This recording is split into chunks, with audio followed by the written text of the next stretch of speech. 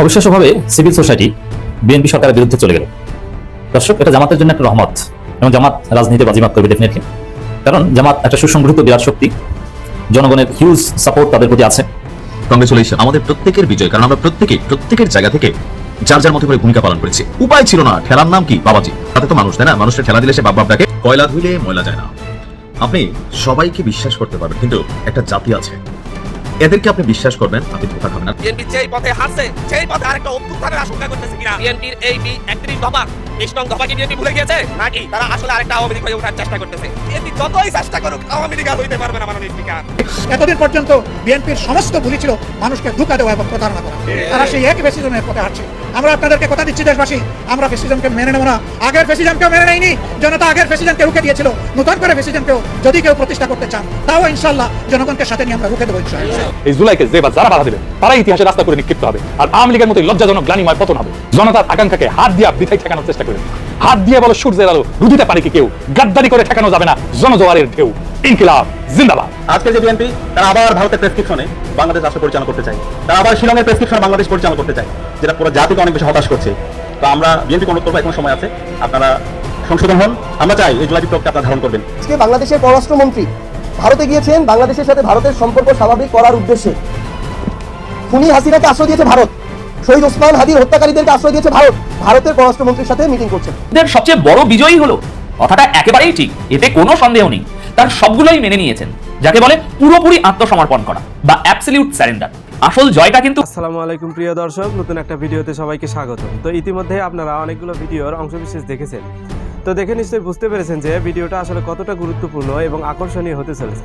তো চলুন কথা না বাড়িয়ে সম্পূর্ণ ভিডিওটা দেখে আসি। দেখার আগে বলবো, যারা আমাদের চ্যানেলটি এখনও পর্যন্ত সাবস্ক্রাইব করেননি দয়া করে সাবস্ক্রাইব করে দিন। যারা ইতিমধ্যে সাবস্ক্রাইব করে দিয়েছেন তাদের অসংখ্য ধন্যবাদ। তো প্রিয় দর্শক, চলুন কথা না বাড়িয়ে একটি লাইক দিয়ে সম্পূর্ণ ভিডিওটা দেখে আসি। শিশির মনির, ব্যারিস্টার ফুয়াদ, সাদিক কায়েম, এরা বিএনপির বিরুদ্ধে দেশব্যাপী তোলপাড় লাগিয়ে দিয়েছে। যদি বলা হয় যে বিএনপির যে সাম্প্রতিক গণবিরোধী কর্মকাণ্ড এবং সংবিধানের অপব্যাখ্যা এবং জনগণের ম্যান্ডেটের সাথে প্রতারণা, এ বিষয়ে সবচেয়ে বেশি জনসচেতনতা তৈরি করছেন কারা এবং বিএনপির বিরুদ্ধে জনগণকে খেপিয়ে তুলেছেন কারা এবং সাকসেসফুলি কারা জনগণকে কনভিন্স করতে পারছেন যে বিএনপি প্রতারণা করেছে। হ্যাঁ, বিএনপি ফেসিবাদ বিরোধী ছিল, বিএনপি জনগণের পক্ষে ছিল, বিএনপি গণভোটে হা দেওয়ার কথা বলেছে এবং সংস্কারের পক্ষে ছিল, জুলাই সনদে সবার আগে সাইন করেছে। এমনকি এই যে গণভোটের প্রস্তাবটাও ছিল বিএনপি। কিন্তু বিএনপি এত কিছু করে শেষ পর্যন্ত জনগণের ভোট নিয়েছে, জনগণ ভোট দিয়েছে, বাট এখন প্রতারণা করছে এবং সংবিধানের অপব্যাখ্যা করছে, জনগণকে ভুলভাল বোঝাচ্ছে। এই বিষয়টা সবচেয়ে পারফেক্টলি নিখুঁতভাবে জনগণকে কে বুঝিয়েছেন? উত্তর হচ্ছে অ্যাডভোকেট শিশির মনির। যেমন আমরা তো বিশ্লেষণ করি, কিন্তু middle class, lower middle class বা সাধারণ শিক্ষিত লোকজন বিএনপির প্রতারণা এবং সংবিধান অপব্যাখ্যা, বিএনপি যে অপব্যাখ্যা করছে, এটা সবচেয়ে ভালোভাবে বুঝিয়েছে অ্যাডভোকেট শিশির মনির। আমি একটা কথা বলি, যেমন বাংলাদেশের বিশ্ববিদ্যালয়ের শিক্ষক, সাধারণ সাংবাদিক অথবা সাধারণ লয়ার, আইনজীবী যারা, মনে রাখবেন যে সংবিধান কিংবা সাংবিধানিক ব্যাখ্যা অধিকাংশ আইনজীবী ওটা দিতে পারে তো দূর করার চেষ্টাই করে না এবং তাদের পক্ষে দেওয়া সম্ভব নয়, তাদের সেই যোগ্যতা নেই। বরং সুপ্রিম কোর্টের সিনিয়র আইনজীবীদের, আপিল বিভাগের সিনিয়র আইনজীবীদের মধ্যে কয়েকজন সংবিধান বিশেষজ্ঞ, শিশির মনির ইজ ওয়ান অফ দেম। এবং আইনের শিক্ষকদের মধ্যে যারা বিশ্ববিদ্যালয়ে আইন করেন তাদের মধ্যে অল্প কয়েকজন আছেন যারা সংবিধান বিশেষজ্ঞ। কারণ বিশ্ববিদ্যালয়ে আইনের তো অনেকগুলো কোর্স, তার মধ্যে কেউ ইন্টারন্যাশনাল ল পড়ান, কেউ ল অফ দি সি পড়ান, কেউ হিউম্যান রাইটস ল পড়ান, এরকম নানা law, torts, jurisprudence, civil law, criminal law, property law, এরকম অনেক আইন আছে, এগুলো পড়ান। কিন্তু কনস্টিটিউশনাল ল তো আর সবাই পড়েন না।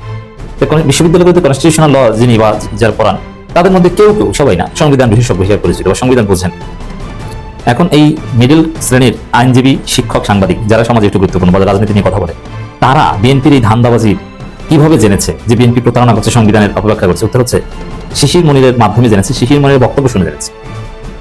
বিএনপির ব্যাখ্যা যে ভুজুম বাজুম, এটা শিশির মনিরের মাধ্যমেই জাতি বুঝেছে। এই কারণে ইদানিং যেহেতু এই মুহূর্তে বিএনপির প্রতারণার বিরুদ্ধে সবচেয়ে সিগনিফিক্যান্ট রোল প্লে করেছেন এই শিশির মনির, এই কারণে শিশির মনিরকে নিয়ে আমি খুব চর্চা করছি এবং আপনাদেরকে বলবো যে এই মুহূর্তে সবচেয়ে বেশি চর্চাযোগ্য শিশির মনির। আপনি যত মানুষকে তাকে রিচ করতে পারবেন, শিশির মনিরকে গ্লোরিফাই করতে পারবেন, ততটা জনগণ শক্তিশালী হবে, বিএনপির প্রতারণা বুঝতে পারবে এবং আমরা সংস্কারের দিকে এগিয়ে যেতে পারবো এবং বিএনপি ততটা চুপসে যাবে। কারণ বিএনপির বেলুন, তাদের বাবুলের রহস্য যদি আমরা বুঝতে পারি, তাহলে ধীরে ধীরে আমরা সবকিছু গুছিয়ে নিতে পারবো। শিশির মনির ভূমিকা রেখে যাচ্ছেন এবং শিশির মনির তার প্রত্যেক দিন লক্ষ লক্ষ টাকা ইনকাম করার সুযোগ হাতছাড়া করে তিনি জনগণকে এই সংস্কার যেন হাতছাড়া না হয়ে যায়, এটা বোঝাচ্ছেন এবং জুলাই সনদ বোঝাচ্ছেন, এটা বাস্তবায়ন করতে যে কোনো সমস্যা নেই এবং বিএনপি যে প্রতারণা করছে এটা বোঝাচ্ছেন, শিক্ষার্থীদেরকে বোঝাচ্ছেন, ছাত্র নেতাদেরকে বোঝাচ্ছেন, বিশ্ববিদ্যালয়ের শিক্ষক শিক্ষার্থী বিশিষ্টজনদেরকে বোঝাচ্ছেন। শিশির মনির, আমি আগে বলেছি আবারও বলছি, শিশির মনির অফিস যেতে, কোর্ট খোলা এই সময় কোর্টে না থেকে তিনি সেমিনারে যান, তিনি টকশোতে যান, অথচ তিনি কোর্টে হিয়ারিং করলে লক্ষ লক্ষ টাকা ইনকাম করতে পারতেন এই সময়টাতে। ব্যারিস্টার আসাদুজ্জামান ফুয়াদ শিশির মনির বন্ধু, একসাথে পড়েছেন ঢাকা বিশ্ববিদ্যালয়ে, দুইজনই শিবির করেছেন। আসাদুজ্জামান ফুয়াদ কিন্তু প্র্যাকটিসিং লয়ার না, তিনি ওইভাবে কোর্টে যান না, কিন্তু তিনি ওই ব্যারিস্টার আন্দালিব আহমেদ পার্থের মতো আইন পড়ান, আমি যতদূর জানি। এটা এত সুন্দর কেন জানেন? এই পৃথিবীতে চালাক লোকের সাথে বোকা লোকের বসবাস, এই জন্যই সুন্দর। চালাকরা ভালোবাসার অভিনয় কইরা ঠিকই ফায়দা দুইটা পার হয়ে যায়, আর বোকারা জানে যে আমি কষ্ট পামু, তারপরও কিন্তু ভালোবাসার মূল্য দেয়, নিজের জীবন দিয়ে ভালোবাসার মূল্য দেয়। যেভাবে বারবার বোকারা ভোট দিতে যায় দেখেন না, আর চালাকরা সে ভোট নিয়ে তাদের জীবনের স্বপ্নগুলা কি সুন্দরভাবে পূরণ করে। আর বোকারা জানে তাদের স্বপ্ন পূরণ হবে না, তারপরেও ভোট দিতে যায়। ওই আসনটা আমাদের মাননীয় প্রধানমন্ত্রী, উনি 2টা আসন থেকে দাঁড়াইছিল, ওই আসনটা ছাইরা দিছে, ঢাকার 17 আসনটা ওনার রাখছে। ওই আসন ছাইরা দেওয়াতে ওইখানে একটা উপনির্বাচন হলো, ঠিক তেমনি ভাবে শেরপুরও একটা উপনির্বাচন হয়েছে। নির্বাচন কেমন হয়েছে আপনারা দেখছেন, এর মধ্যে নির্বাচনের ফলাফল চলে আসছে। ফলাফল অনেক আগে থেকেই আসা শুরু হয়েছিল, বিভিন্ন পত্রিকায় দেখতেছিলাম, অনেক ভোটে আগায় গেছে, জিতা গেছে, আগেই জানান দিছে। আসলে হয়েছে কি জানেন, যে দেশের সাংবাদিকরা সত্য বলে না, সত্য প্রকাশ করে না, সেই দেশের সমাজ কোনোদিন গইরা ওঠে না। সমাজের একজন আরেকজনকে অবিশ্বাস করে।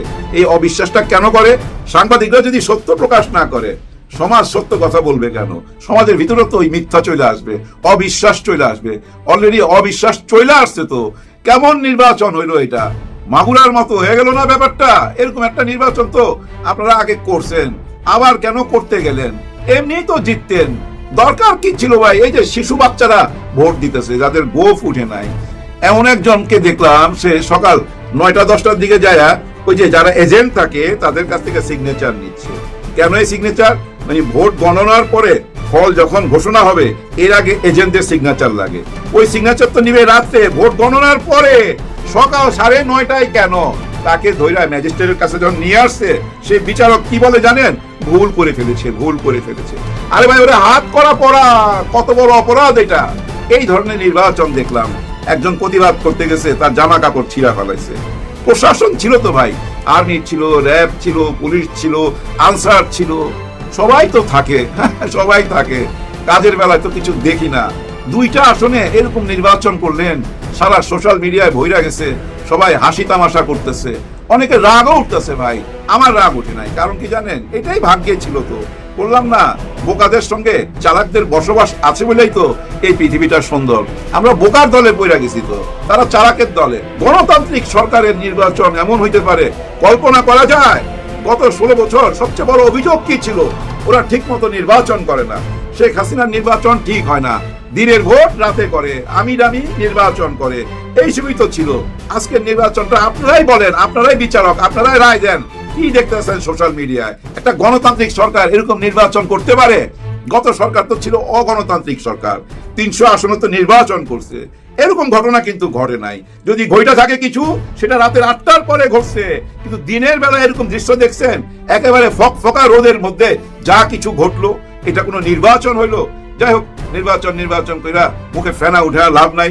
এভাবেই আমরা সংবিধান বইলা ফেনা তুলা ফেলতেছি। জুলাই সনদপত্র চাই, জুলাই সনদপত্র চাই। আমার মনে হয় জুলাই সনদপত্রের কথা ভুলে যাওয়া উচিত। একটাই দাবি তোলা উচিত। সে একটা দাবি কি? গণভোটের অধিকার। একটা তফসিলের মধ্যে 2টা ভোট হয়েছে, একটা মাইনা নিছে, আরেকটা মাইনা নেয় নাই। দাবি একটাই, গণভোট। ভুলে যান জুলাই সনদ। ওই গণভোট পাস করা মানে কি জানেন? সংস্কার হয়ে যাওয়া। আজকে দেখেন, জামাত ইসলাম এবং 11 দল ওয়াক আউট করছে। কেন ওয়াক আউট করছে সংসদ থেকে? এটা আপনারা নিশ্চয়ই জানেন, তাও একটু বলি। দেখেন, এখানে এমন কিছু আইনের বিল উত্থাপন করছে যেগুলা জনগণের পক্ষে যায় না, জনগণের বিপক্ষে। ওই যে শেখ হাসিনার আমলে যা ছিল সেইটাই ধরে রাখতে চায়। ডাক্তার শফিকুর রহমান স্যার তো বলছেই আজকে, শেখ হাসিনাই খালি খারাপ, শেখ হাসিনার সব কিছু ভালো। আজকে বিরোধী দলের নেতা সংসদে দাঁড়ায় এই কথা বলছে। হান্নান মাসুদ তো ভাই সরাসরি বলছে আপনারা যতই চেষ্টা করেন শেখ হাসিনা হইতে পারবেন না। আরো কি বলছে জানেন? আপনারা মেজরিটি বেশি বলে এমন কিছু ভাইবেন না যে আপনারা যা ইচ্ছা তাই করতে পারবেন আগের সরকারের মতো। আর এই ওয়াকআউটের পিছনে কাহিনী একটাই ভাই, শেখ হাসিনার সবকিছু ভালো, শেখ হাসিনা খারাপ। শেখ হাসিনাকে বাদ দিয়া তার সবকিছু ধইরা রাখতে চায়, আগের সিস্টেমটাই ধইরা রাখতে চায় বর্তমান সরকার, এই জন্য ওয়াকআউট করছে। এর মধ্যে সবচেয়ে বড় কাহিনী কি জানেন? আওয়ামী লীগকে নিষিদ্ধ করা। হ্যাঁ, আওয়ামী লীগকে নিষিদ্ধ করলে ইনারা মাইনা নিবে না, মানে বিরোধী দল 11 দল মাইনা নিবে না, এটা কিন্তু বিএনপি কল্পনা করে নাই। আওয়ামী লীগকে নিষিদ্ধ করলে বিরোধী দল এটা মাইনা নিবে এরকম একটাই ধারণা ছিল বিএনপির ভিতরে। বিএনপি মনে করছে এটা অবশ্যই মাইনা নিবে, কারণ আওয়ামী লীগ তো সবচেয়ে বেশি জুলুম করছে জামাত, শিবির, এনসিপি এবং বিএনপির উপরও, যার জন্য বিরোধী দল এটা মাইনা নিবে, বাহাবা দিবে। কিন্তু না, সোজাসুজি ডাক্তার শফিকুর রহমান বইলা দিছে আমরা এর সাথে নাই, কাউকে নিষিদ্ধ করবেন এর মধ্যে আমরা নাই, সবাই রাজনীতি করার অধিকার আছে, কিন্তু যারা অপরাধী তাদের বিচার হবে, পুরো দলকে আপনি নিষিদ্ধ করে দিবেন এর মধ্যে আমরা নাই। আমার কিন্তু এটা পছন্দ হয়েছে ভাই, রাজনীতির শেষ কথা নাই, অবস্থা বুঝা ব্যবস্থা নিতে হয়। যুদ্ধের ময়দানে আপনি যতই প্ল্যান করেন না কেন, যখন যে সিচুয়েশন ওই সিচুয়েশন অনুযায়ী চিন্তা ভাবনা কইরা সিদ্ধান্ত নিতে হয়। ঠিক কাজটাই করছে, এই মুহূর্তে এটা দরকার ছিল ভাই। হ্যাঁ ভাই, আওয়ামী লীগকে নিষিদ্ধ করে দিবেন। আওয়ামী লীগ যে আইনের মধ্যে দিয়া জামাত ইসলামকে নিষিদ্ধ করছিল যাওয়ার 3-4 দিন আগে, ওই আইনের মধ্যে দিয়েই কিন্তু আজকে আওয়ামী লীগকে নিষিদ্ধ করতে যাচ্ছে। আওয়ামী লীগের সমস্ত কার্যক্রম নিষিদ্ধ এবং আইনের আওতায় আনতে চায়, বিচারের আওতায় আনতে চায়। তার মানে কি জানেন? আওয়ামী লীগ কি আর এখন রাজনীতি করতে দিবে না আগামী 5 বছর, কিন্তু জামাত ইসলাম সেটার পক্ষে না। জামাত ইসলামের কথা, সবাই রাজনীতি করার অধিকার আছে, সঠিক টাইমে সঠিক সিদ্ধান্তটা নিছে। কারণ কি জানেন? আওয়ামী লীগের ওরা তো ভাই ধোকা খাইছে, ওরা তো ধোকা খাইছে, বিশ্বাস করছিল তো, ভোট দিছিল তো, ওরা কি ভাবছিল গণতান্ত্রিক সরকার আসলে পুরো গণতান্ত্রিক সিদ্ধান্ত দিবে, আওয়ামী লীগকে রাজনীতি করা নিশ্চয়ই সুযোগ করে দিবে। ওদের কল্পনার বাইরে চলে গেছে তো, সবাই ভিতরে হাহাকার। ওই হাহাকারের মধ্যে জামাতে ইসলাম কিছুটা হইলো সান্ত্বনা দিতে পারছে, বা এই সান্ত্বনা উনি এই প্রথম দেয় নাই। নির্বাচনের আগে খেয়াল করে দেখেন, ওনার বক্তব্যের মধ্যে উনি বলছে আল্লাহ যদি আমাদেরকে দায়িত্ব দেয়, দেশের দায়িত্ব দেয়, তাহলে আমরা আমাদেরকে যারা অত্যাচার করছে, মানে আওয়ামী লীগকে মিন করে বলছে, আমাদের উপর আপনারা যারা অত্যাচার করছেন আপনাদের হাতে হ্যান্ডকাপ করাবো না, আপনাদের হাতে আমরা কর্ম তুলে দিব। হ্যাঁ, কর্ম তুলে দিব। দেখেন কত সুন্দর কথা, ওই কথার মধ্যেই তো আছে। আওয়ামী লীগকে নিষিদ্ধের মধ্যে নাই, কেন থাকবে? সামনে হচ্ছে ভাই স্থানীয় নির্বাচন, সিটি কর্পোরেশনের নির্বাচন। এই সময়তে কেন জামাত বা 11 দল কাউকে নিষিদ্ধ করতে যাবে? আর এই নিষিদ্ধ যদি করেন, এই নিষিদ্ধের মধ্যে দিয়া যে আইনের ভিতর দিয়ে আজকে আওয়ামী লীগকে নিষিদ্ধ করতেছে, কিছুদিন পর যায় বলবে ভাই 71-এরও বিচার করুম, আবার রাজাকারদের বিচার করুম, যুদ্ধ অপরাধীদের বিচার করুম, এটা বইলা ভাই জামাত কত আবার নিষিদ্ধ করতে পারে। নিশ্চয়ই এটা জামাত 11 দল বুঝতে পারছে, বুঝতে পাইরা ওর পক্ষে যায় নাই, ওয়াক আউট করছে, খুবই ভালো কাজ করছে। আরেকটা কথা বইলা তো ভাই একেবারে দিল্লি পর্যন্ত খবর পৌঁছায় দিছে, সেটা কি? শেখ হাসিনাই খারাপ, শেখ হাসিনার সবকিছু ভালো, সবকিছু আঁকড়ায় ধরে রাখো, শেখ হাসিনার এই খালি ফালাইয়া দেবো, এই কথাটা তো বলছে, ওই পর্যন্ত খবর চলে গেছে। এখন উনি বুঝতে পারবে হায় হায় নির্বাচনের আগে ভুল সিদ্ধান্ত নিয়েছিলাম, যদি জামাত ইসলাম এই 11 দলকে সাপোর্ট দিতাম তাহলে তো অন্য ফলাফল হইতো। কারণ এদের ভিতরে রহম আছে ভাই, এরা বুঝে দেশকে যদি গড়তে চান বিভাজন চলবে না, সবাইকে এক জায়গায় আনতে হবে। বিভাজন দিয়ে কোনোদিনই দেশ গড়তে পারবেন না। গত 30-40 দিনের সংসদের দিকে তাকান না, কি পাইছেন? খালি এর দোষ দিতেছে, এর দোষ দিতেছে, এর ভুল করতেছে, এর ভুল করতেছে।